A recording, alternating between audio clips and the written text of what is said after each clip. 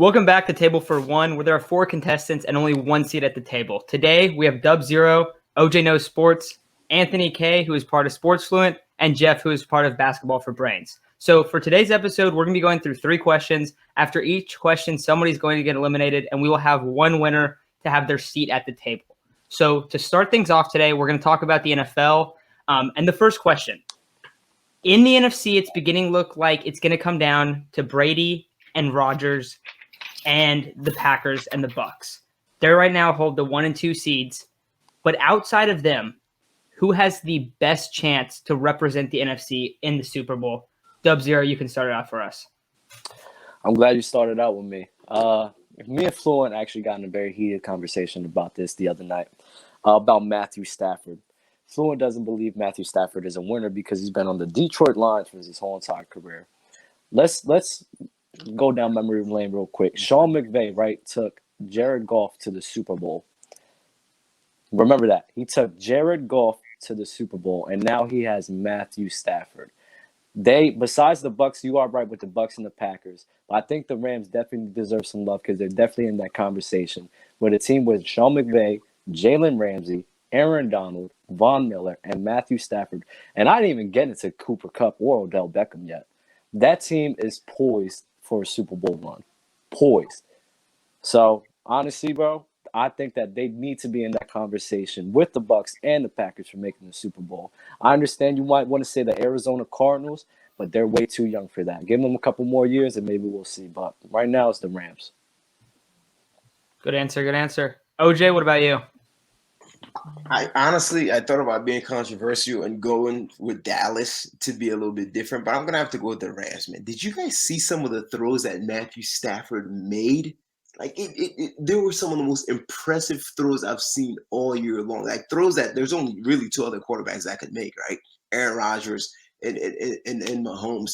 And to your point, man, I think they're starting to click on all cylinders. Sean McVay is a top 3 coach in the NFL. And it's funny that you asked this question today. I just learned that D-Hop is out for the rest of the season. So that's a question mark.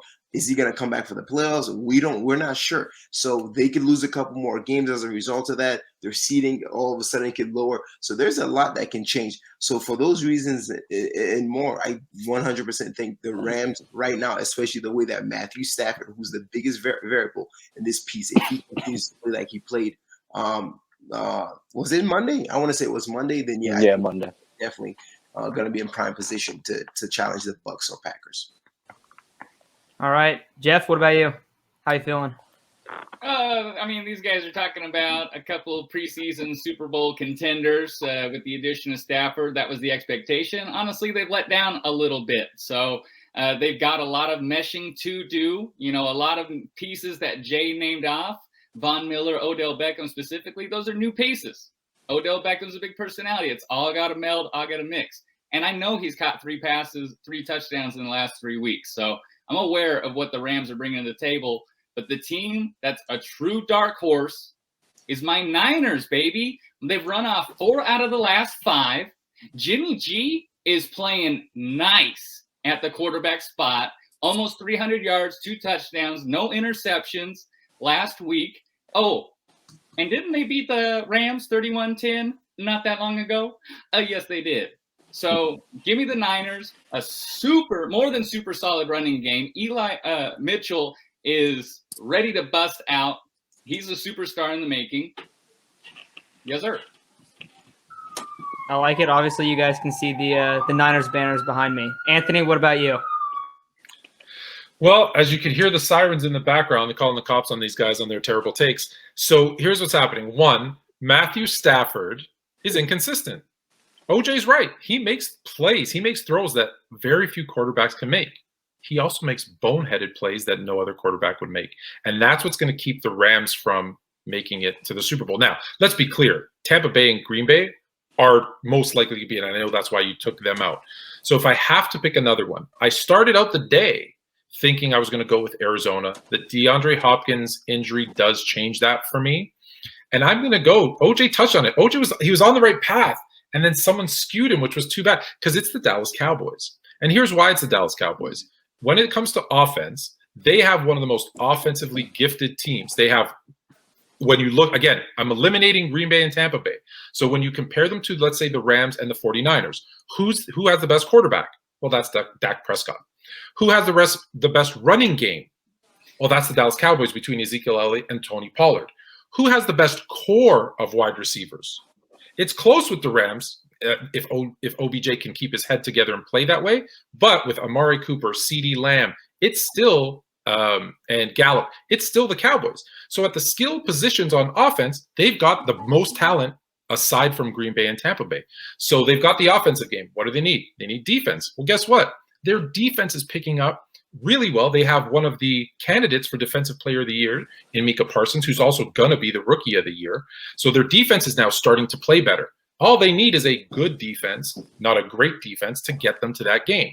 Another point I should mention, Goff and McVay didn't take that team to the Super Bowl. The Rams defense carried the Rams to the Super Bowl that year. Let's be honest. We don't give Trent Dilfer credit for getting the Ravens to the Super Bowl. No, that was the Ravens defense. Let's be honest. So they've got the better offense. They've got the better defense. And you know what else they have? They have the easiest schedule, the easiest conference to beat. Their division stinks. That's why they are 3-0 in their division. The 49ers, what are they? Not to pick on your 49ers, but they're 1-4. So when it comes to a tiebreak, they're going to lose it, and they're not going to get to be at home. Dallas is only one game back of having home field advantage, maybe even have the first round bye. So if you're picking aside from Green Bay and Tampa Bay, it's Dallas, and it's pretty easy. By the way, it's Micah Parsons and not Mika. So that's how we say it in Canada. We say it Mika in Canada. We pronounce it a little differently. Can I say something real quick? I might lose points off of this because I'm taking extra time. I don't care. Fluent, how dare you? How dare you put faith in the Dallas Cowboys, who has shown you time and time again those are the kings of inconsistency. Get him, Jay. For Cowboys. the Matthew Stafford, you would sit here and say, "Oh, he's too inconsistent." What has the Dallas Cowboys showed you? Hold on. Did we not just eliminate Green Bay, where Aaron Rodgers is 1-4 in NFC Championship games and has thrown more interceptions than touchdowns? We've eliminated them. You're right about that. We're not talking about the past. We're talking about today. We're talking about today. And we're Dallas, talking about other than those two, Matthew has the best Stafford chance. as well. We're talking about today as a Matthew Stafford. Yeah, look at him. Whatever you're talking about, he's still inconsistent today. How? You're right. Everybody's inconsistent Look at him. in the year. I Look at the love Cowboys. when the Dallas Cowboys are good because we get delusional fan buy-in just like this. Cowboys, baby. They get the first seed. I hope they get the bye. I hope they have Super Bowl expectations because the playoffs will come around and the Cowboys will do. Didn't the Cowboys get blown out by the Denver Broncos? So when fully healthy, who has the best team? I'll say the Rams. I'll say this. They have so hold on. Matthew Stafford's better than Dak? Wait. Is Matthew Stafford better than Dak? Anthony, you got to hold up for a second. I think it's pretty close right now. That's what I was going to ask next as a follow-up to see who moves on. Because I think it's really interesting. OJ, what were you going to say? I'll start out with that follow-up, and that's exactly where I was going to. Tell me who your quarterback is. I'll tell you who you are. So with the last teams remaining, if we're looking at Dak versus Matthew, I like Matt over Dak. Here's the thing. Now, Dak has not thrown pick sixes like Matthew Stafford. He had a terrible month of November, but Dak has not looked sharp at all. He's not playing his best. And frankly, he's being carried a little bit by his running game and his defense. Like Dak, I don't know what's going on with him. He has not looked sharp at all. So to me, I see Dak on the decline. Like he's regressed. And Matthew Stafford, he's taken a big step forward with how he played against Arizona. So to me, he's up on the uptrend. And right now, if you were to put a gun on my head, I like Matthew Stafford over Dak Prescott. And it helps a lot that he has Sean McVay. Jeff, what about you? Yeah, give me Matt Stafford in that one. The Dallas Cowboy running scheme is a big part of all the success that Dak has had. They've had a tremendous running game the whole time. Matt Stafford, you know what? He's got a shot this year. They put him on a new team. They look good. Give Matt over Dak, yes, sir. Anthony, you go first, and then Dub Zero, you can finish off this round. I can't believe what I'm hearing.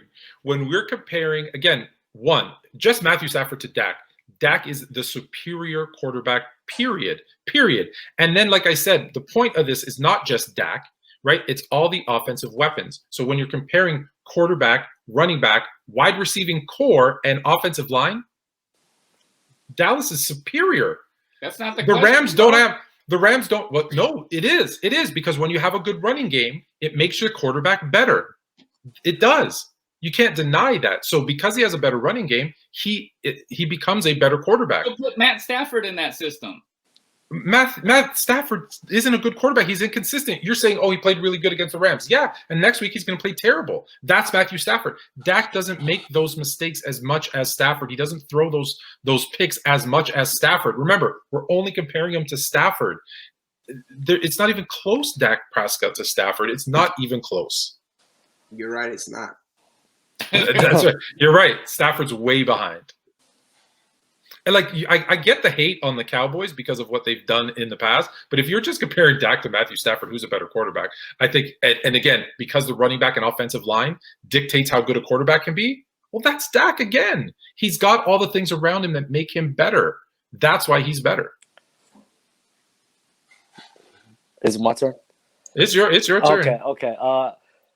Honestly, between Dak and Matthew Stafford is very neck and neck. I don't get caught up in recency bias, and I acknowledge talent when I see it. Those guys are definitely neck and neck each other. But guess what? Dak is on the Cowboys. Stop it, Fluent. He is on the Cowboys. They're not making it anywhere. Seriously. Matthew Stafford, we talking about his passing ability. How many receivers did they become that became better because they played with Matthew Stafford? How many times? How many games did they win? No, 0-3 in the playoffs. 0-3 in the playoffs. No. Four touchdowns, 3 interceptions. He's trash in the playoffs. Detroit Lions. He's trash. He had Understand Megatron. Of course, after Megatron left, how many receivers where we was like, dag, bro, this is a top wide receiver in the league? That happened because of what Matthew Stafford is. Dak Prescott, there's not one year when you sat here and said, Dak Prescott really made that guy better. Never. It's never happened. And just for context, Matthew Stafford this season has more yards than Dak Prescott, has more touchdowns than Dak Prescott, has more interceptions than Dak Prescott, and he's third in QBR in this league. Third, mind you, he had a horrible November, and he was sky above in number one place for QBR. So people thought Golden Tate was a top receiver in the league. Well, I got another one for you too. What has Kenny Golladay done? Now I know that he's been hurt. He's hurt, but he doesn't separate at all. Hold on. Yes, he was the top receiver. So let me get this straight. He was so the Matthew top receiver. So Matthew Stafford was bad because all of his okay. So Matthew Stafford's bad because all of his teammates are bad. That's the excuse. Lions. It's because he's on the Lions. And has he been consistent? Has he been consistent with the Rams? 30. Yes. I mean, he is 33 and 9. No, don't look at. Has he been Touchdowns consistent week to week? Has he been consistent What week quarterback? to week? What quarterback has been consistent week to week? He's had 3 bad games. That's it. Other than that, that's 33%. He's been superb. You even said it yourself. He doesn't throw the pick sixes. Dak doesn't throw the pick sixes like Stafford. That's going to kill you in the playoffs. That's why he's 0-3 in the playoffs. He's not that guy. He's not that guy. All right. So time will tell with this one. I find it very interesting. I'll say quickly, I like Dak a lot, and I like Matthew Stafford a lot. I think it's very close, but if we're just looking at this year, there's no way that you can say that Matthew Stafford hasn't been better than Dak. Matthew Stafford has a horrific offensive line. Maybe the worst offensive line of any team that'll be in the playoffs. So because of that reason, I'm sorry, Anthony, but I'm going to have to eliminate you from this one. You're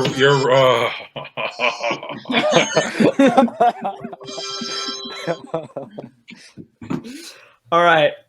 Anthony has been eliminated. Anthony, I don't think your points were bad, but it was close. It was really close. FYI, you probably gave OJ a point for saying his completion percentage was better, except Dax is better, 69 to 66.7%. You were wrong. You gave him points for wrong stats. Yeah, good job.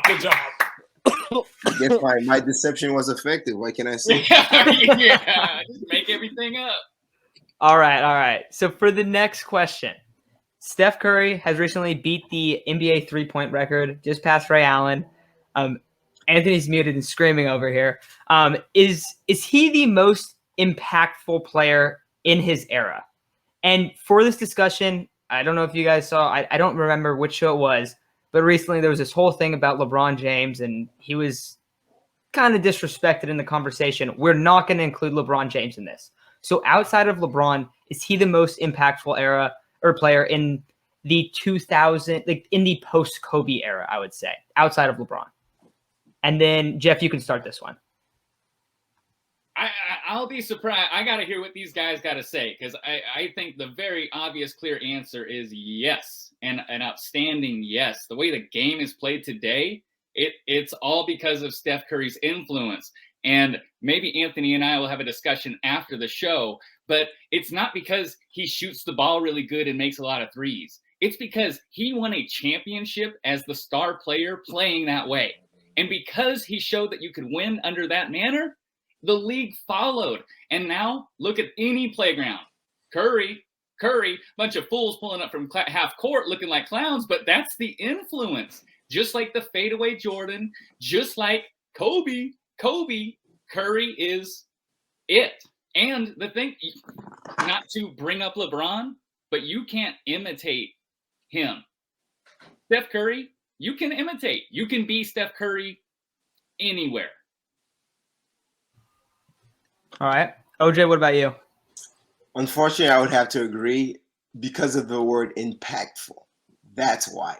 Now, if you were said, is he the best? I would have said no. Is he the face? Maybe you can make an argument for KD, but the word impactful, to me, that denotes influence. That denotes how the league has transformed as a result of him specifically. And yeah, you can see that even in the playgrounds and stuff like that, right? And so to me, he ushered in this whole new era of jump shooting. And real quick, I want to remind everyone of Charles Barkley. Right before they won a championship, Charles Barkley used to be famous for saying a jump shooting team can never win the NBA championships. And guess what? Stephen Curry and the Golden State Warriors did exactly that, and they shut him up. And Charles Barkley had to basically eat that, man, and say, you know what? I was wrong. And so the way the league has been played, the value of the three-point shot, and then just the volume of shooting, we can attribute that to Steph Curry more than anybody else. So 100% he's been the most impactful. Dub-Zero, how you feeling? I mean, if we talk about outside of LeBron, it's an easy yes. But honestly, I think he's way more impactful than LeBron himself. Like what I'm sorry. What's his name? Jeff. Like what Jeff said. Steph Curry is predicated on practice. Max Kellerman said this on the show. Steph Curry based his game on practice. I know a guy that worked out, that went to the same camp as Steph Curry. Steph Curry didn't even get picked for the All-Star game. Steph Curry worked on that game, and that motivates people. That inspires people to work on their game to become better than themselves. LeBron James, like what OJ said, he's a freak of nature. You can't imitate that. You can't imitate that at all. The league changed mainly because of Steph Curry. The small ball happened because of LeBron James, absolutely. But we're talking about the way that the game is played in today's era changed because of the Golden State Warriors and the way that Steph Curry was able to shoot that ball. And because they won rings because of that, the whole league started to follow suit to that. That is why he is more impactful than LeBron. He's not better than LeBron. Of course he's not better. But impactful, impacting the league, impacting players coming up, like what Jeff said. People in the park shooting from the logo. I seen the other day some dude shoot a half-court shot and make it. That's the impact that Steph Curry's had on the NBA and the people who play basketball for generations to come. He's just way more impactful than everybody else. I like it. All right, OJ, Jeff, you guys are going to battle this one out. I'm going to let Dub-Zero move on because I like some of the points that you bring up. And I'll say this. I think in terms of like a celebrity and like an icon, I would give it to LeBron. But like you brought up, shooting from the logo, like that type of thing where it feels very similar to Kobe in how people will remember Steph. And so I like that point. So Dub-Zero, you're moving on to the final round. I made that point. I dropped those names. What just happened? well, in comparison to LeBron. So what was that? Jeff, you kind of did get them stolen from. I'm gonna battle it out with OJ. I'm not worried, but what you just said, I didn't connect those dots. I definitely All stole right. that. I definitely stole that. But I was going along those lines as You well. spoke last. It boded well for you. Yeah, I was going along those lines as well. It's just it kind of looks like I stole everything, but it wasn't. I promise y'all. I feel like everyone understands that though. Like no one's gonna be like, We're "Oh, in agreement. what's I think Steph's the big issue thing?" was Like, I think the issue was I said he's more impactful than LeBron, and you guys didn't jump off that cliff. so question for OJ and Jeff: is he more impactful than LeBron? And Jeff, since you brought up some great points first time around, you can go first. Or if you want to go second, you can go second. What No, would you let like? me hear OJ. I'll let him give him the opportunity All to right. go first. I'll respond. Sure, I'll go first. Now, if you talk about LeBron James and you're talking about impact, now I can use my discretion to talk about what that word impactful means. Now, if you're talking about X's and O's in basketball, yes, Steph Curry is arguably more impactful than LeBron James. But if you're talking about player empowerment, moving from different teams, we saw KD do that and all that, that's LeBron. If you're talking about being the voice for social change and speaking out against social injustice and stuff like that, he's been very impactful on that front as well. And you might say, well, that's not basketball. Well, it absolutely is basketball, right? The NBA has always been a more progressive league than like the NFL and other leagues. And so he's sort of the torchbearer for that and to push those conversations along, to push that all that stuff along and being the face of the NBA. By default, he's been easily the most impactful player in the NBA as it relates to that realm and as it relates to player empowerment and player movement and things of that sort. Very glad that you touched base on the social justice. That's the key to talking about the impact with LeBron. I promise school. That's the key to talking about the impact of LeBron. It's incredible. Like the fact he's coming with all these expectations, never had been in a speck of trouble. Like he's a tremendous role model, a tremendous influencer. He does everything on the basketball court. Understand this point, fellas. You're not going to see the impact that people want to follow because that's a unique person, but he changed the game in his own right. And that's being an all-around complete player matters more than ever. When Jordan left the league, it was about scoring points and style.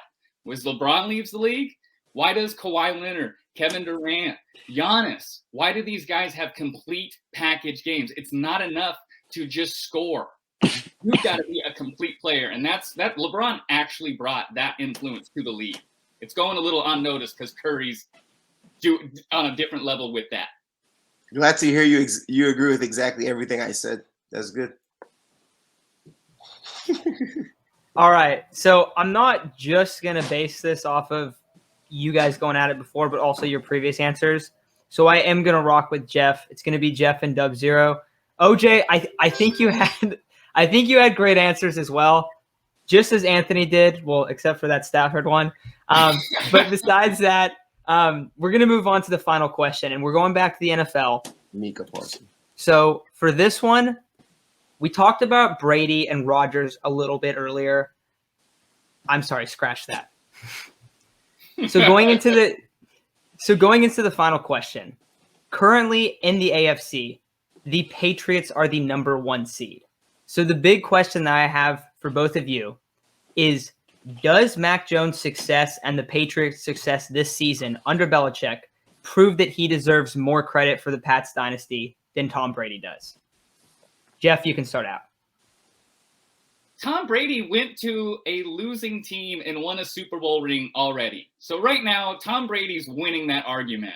Okay? But all it does with Bill Belichick prove is that he's a great coach. It's not a secret. It was a tandem. Brady and Belichick are a tremendous tandem. It was an argument who's who. Tom Brady went and won a Super Bowl ring somewhere else. So Belichick, have some success again with your team, rebuild. But you know what? Football is such a team sport. I'm not surprised just because the quarterback, Mac Jones, he's looking like an amazing quarterback right now. I don't expect that to sustain, especially through the end of the season. He's a rookie. So Bill Belichick is a great coach, and I don't think anybody should question that. Get a Super Bowl ring.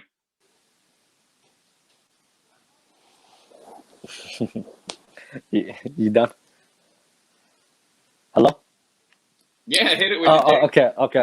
So you said Brady, right? You said Brady was more important? Yeah.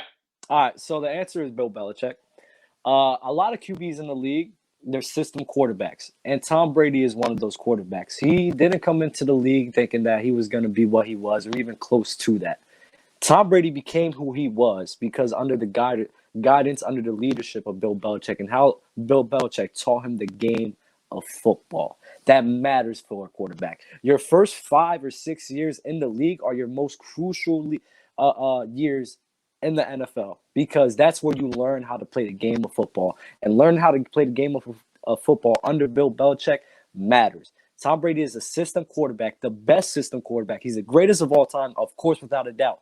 Due to him being on the New England Patriots, Tom Brady has said himself, if Aaron Rodgers was in that same scenario, Aaron Rodgers was killed every single statistical thing that Tom Brady has ever done because he knows that Aaron Rodgers is more talented than him.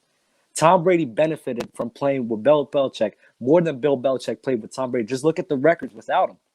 Who was it? Matt Castle went 11-4. Mac Jones, a rookie QB, going 9-4 right now.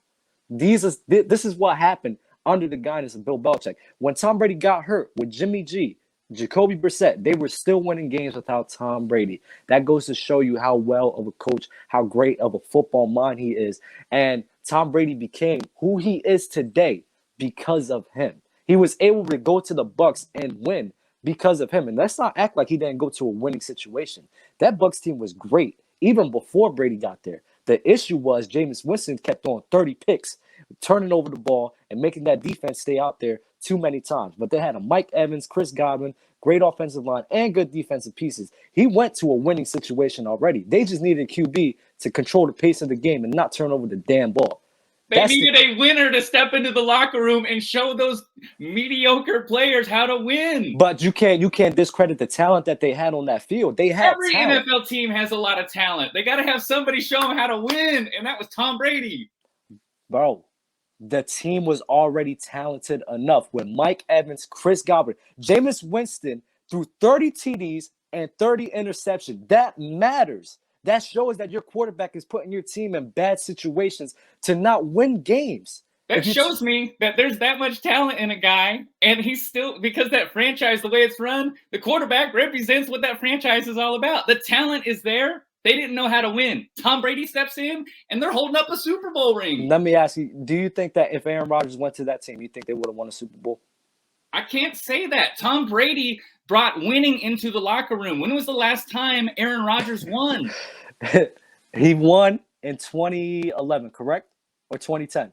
Yeah, I forget when it was, too, because it was a decade ago. He went to a winning situation. It was a good defense with a good offense, a good running game, good wide receiver core. You're not going to discredit that. And because of what Tom Brady learned under Bill Belichick on how he learned how to win, that's the reason why they won. Not because Tom Brady is, oh yeah, he came into the league as his star-studded guy. It's because he learned how to win under the guidance of Bill Belichick. Food for thought. Last thing. But Tom Brady, you're not acknowledging the mentality that he brought to the entire organization. It wasn't just Chris Godwin and Evans look good. He brought it to the entire franchise. Listen, you're absolutely right. But who did he learn that from? The system quarterback coach. He learned it from Bill Belichick. Yeah, his parents and upbringing had nothing to do with that. Not at all. Not when it comes to the game of football. All right. So I don't necessarily agree with you on this one, but I'm gonna go with Dub Zero in this one. I think you presented a little bit better of an argument. Jeff, you had good arguments as well. And I do think that I actually do believe that the credit goes both ways. I wouldn't credit just Bill Belichick for it, but I think Dub Zero brought great points today. So you're coming away with this one. The second time on the show, last time your first round exit, this time you're the champ. So 30 seconds. You want to let everyone know what your content is, where you're at, and all that kind of stuff? Go tune in to Players Choice tonight at, I believe, 11 or 12 o'clock tonight. We go on live, man. Tune in. Other than that, appreciate y'all. Thank you for listening. Man, all right. For the record, Jeff,